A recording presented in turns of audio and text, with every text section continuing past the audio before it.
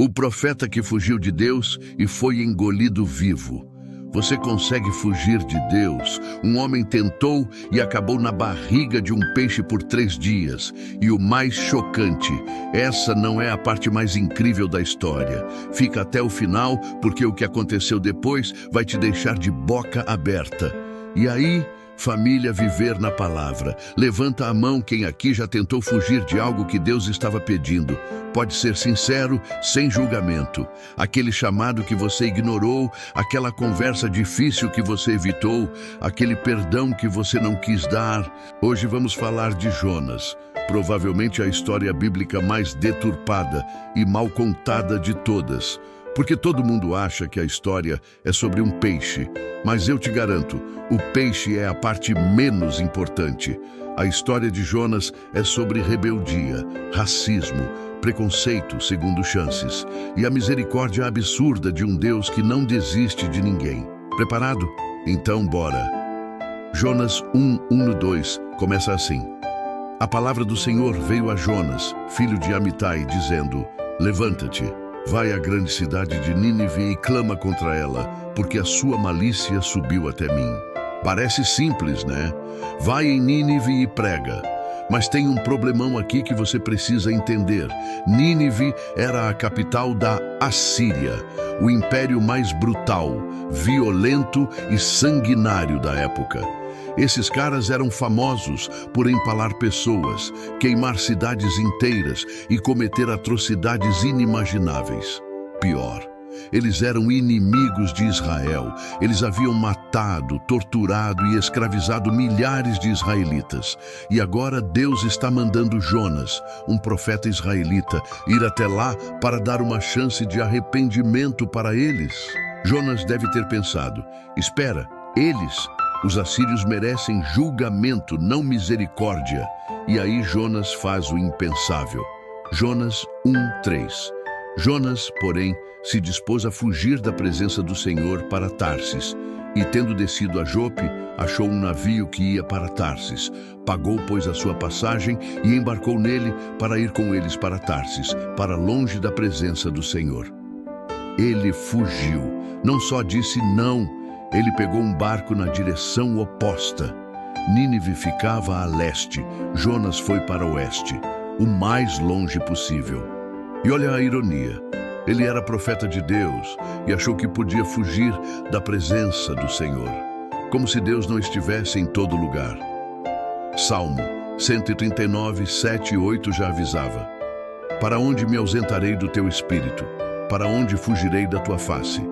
Se subo aos céus, lá estás. Se faço a minha cama no mais profundo abismo, lá estás também. Jonas 1:4-5. Mas o Senhor lançou sobre o mar um forte vento e fez-se no mar uma grande tempestade, e o navio estava a ponto de fazer-se em pedaços. Então os marinheiros, cheios de medo, clamavam cada um ao seu Deus e lançaram ao mar a carga que estava no navio, para o aliviarem do peso dela. Enquanto todo mundo está apavorado, orando, jogando carga no mar, tentando salvar o navio, onde está Jonas? Jonas 1:5. Jonas, porém, havia descido ao porão e se deitado, e dormia profundamente. O cara está dormindo. Como você dorme profundamente em uma tempestade violenta que está destruindo o navio? Só se você está fugindo tão desesperadamente que está exausto. O capitão vai lá e grita: Como podes dormir desse modo? Levanta-te, invoca o teu Deus. Talvez assim esse Deus se lembre de nós para que não pereçamos. Jonas 1:6. Que ironia! Um pagão tendo que acordar um profeta para orar. Os marinheiros lançam sortes para descobrir quem é o culpado pela tempestade, e a sorte cai em Jonas. E aí vem o interrogatório. Jonas 1:8-9. Disseram-lhe eles: Dize-nos tu agora, por cuja causa nos sobreveio este mal. Que ocupação é a tua? De onde vens? Qual é a tua terra? E de que povo és tu? Respondeu-lhes: Sou hebreu e temo ao Senhor, o Deus do céu, que fez o mar e a terra seca. Eu temo ao Senhor, disse o cara que estava fugindo de Deus. A hipocrisia é real. E quando eles perguntam o que fazer, Jonas responde. Jonas 1:12. Tomai-me e lançai-me ao mar, e o mar se vos aquietará, porque eu sei que por minha causa vos sobreveio esta grande tempestade. Cara, isso é pesado. Jonas prefere morrer do que obedecer a Deus. Pensa na teimosia disso, o nível de rebeldia é astronômico. Os marinheiros tentam remar de volta para a terra, mas não conseguem. A tempestade piora, eles não têm escolha. Jonas 1,15. Pegaram em Jonas e o lançaram ao mar, e o mar cessou o seu furor. E, instantaneamente, o mar se acalma, e os marinheiros pagãos acabam adorando ao Deus de Israel. Jonas 1,16. Jonas 1,17. Deparou o Senhor um grande peixe para que tragasse a Jonas. E esteve Jonas 3 dias e 3 noites no ventre do peixe. Agora todo mundo fica preso nessa parte. Um peixe grande, era baleia, é biologicamente possível? Gente, parem! Estamos falando do Deus que criou os peixes. Se ele quisesse, criava um peixe só para isso. O ponto não é o peixe, é o que aconteceu dentro dele.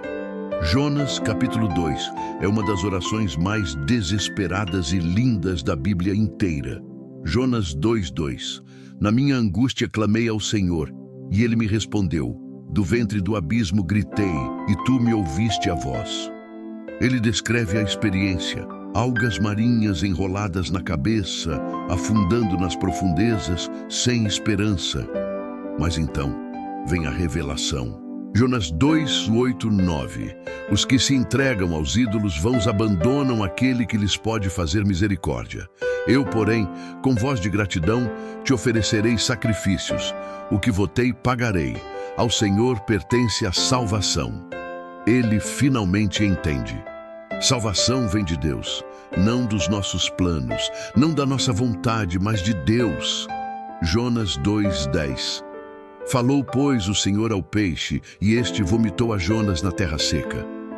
Deus literalmente salvou Jonas da morte para dar a ele uma segunda chance. Jonas 3:1-3.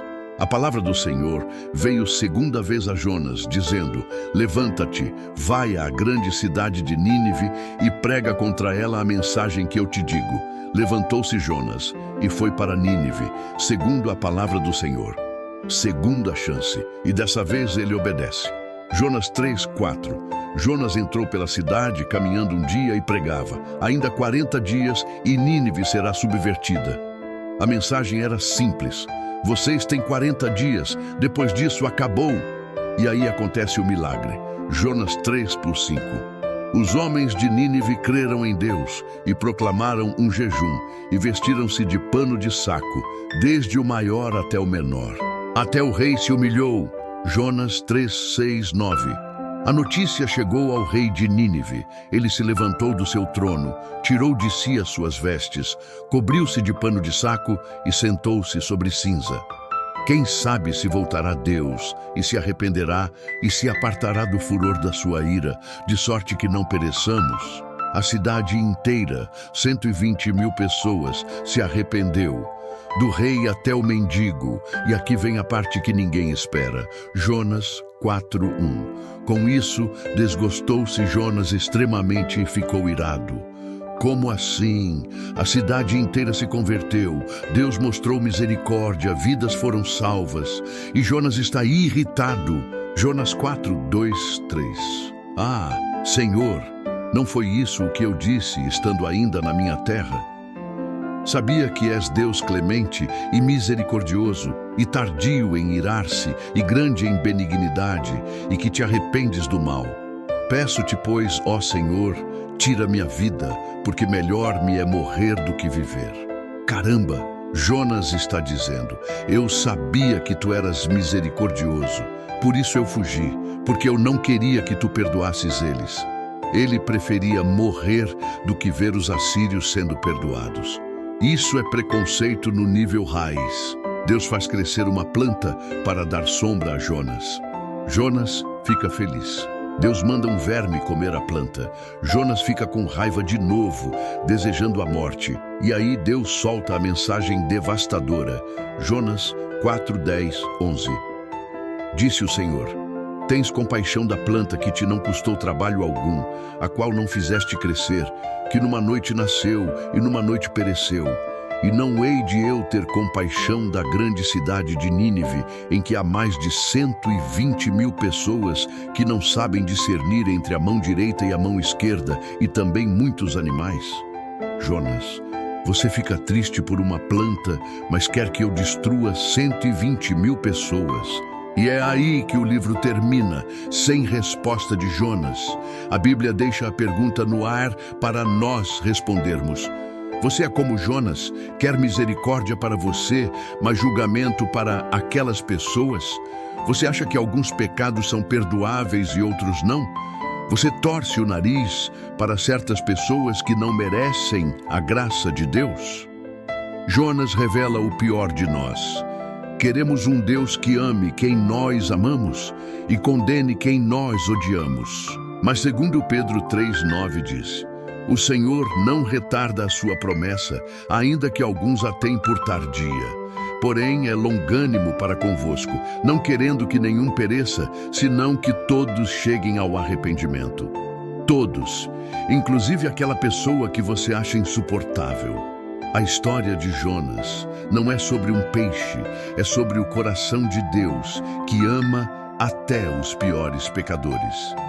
É sobre como nós, muitas vezes, somos o maior obstáculo para a mensagem do Evangelho. E sabe o que Jesus disse? Mateus 12:40. Porque assim como esteve Jonas 3 dias e 3 noites no ventre do grande peixe, assim o Filho do Homem estará 3 dias e 3 noites no coração da terra. Jesus comparou sua morte e ressurreição com Jonas. Porque assim como Jonas foi um sinal para Nínive, Jesus é um sinal para o mundo inteiro. Se essa mensagem tocou seu coração, se inscreve agora no Viver na Palavra. Toda terça-feira, 18 horas, histórias bíblicas que vão mudar sua perspectiva. Ativa o sininho e comenta. Deus é misericordioso. Se você é grato porque Deus te deu segunda, terceira, centésima chance, compartilha com alguém que precisa saber que nunca é tarde para voltar para Deus. E lembra, se Deus perdoou uma cidade inteira de assassinos, Ele pode perdoar qualquer um. Terça que vem, 18 horas, tem mais. Fica na paz e que a misericórdia de Deus seja real na sua vida.